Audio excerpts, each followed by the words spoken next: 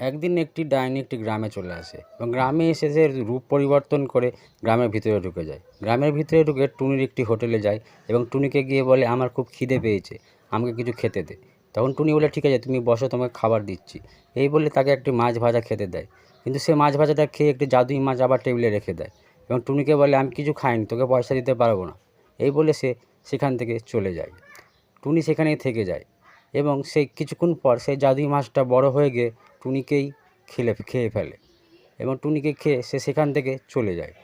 কিছু দূরে জঙ্গলে সেই ডাইনিটি অপেক্ষা করছিল। সেই জাদুই মাছটি এসে টুনিকে সেখানে ডাইনির হাতে তুলে দেয়।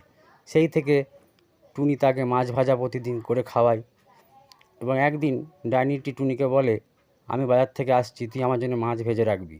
এই বলে সে বাজারে চলে যায়। মনের দুঃখে টুনি তখন মাছ ভাজতে থাকে। কিছুক্ষণ পর একটি তান্ত্রিক বাবা সেখানে এসে উপস্থিত হয় এবং টুনির কাছে ভিক্ষা চাওয়া হয়।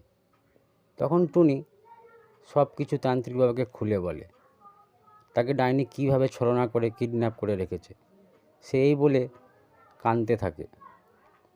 তখন তান্ত্রিক বাবা বলে, আমি আছি তোর সাথে, তোর কোনো অসুবিধা নেই, তোকে আমি উদ্ধার করব আর ডাইনিকে শায়েস্তা করব।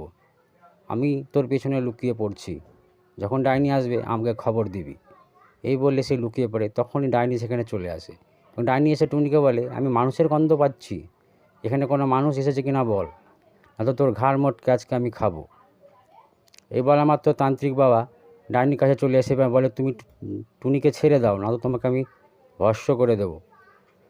তখন ডাইনিটি বলে, ঠিক আছে তান্ত্রিক বাবা, আমি টুনিকে ছেড়ে দেবো, কিন্তু আমার একটি শর্ত আছে। যারা ভিডিওটি দেখছে তাদেরকে বলো ভিডিওটি লাইক করতে এবং চ্যানেলটিকে সাবস্ক্রাইব করতে। বন্ধুরা, টুনিকে বাঁচাতে তোমরা চ্যানেলটিকে সাবস্ক্রাইব করো ও ভিডিওটিকে অবশ্যই লাইক করো।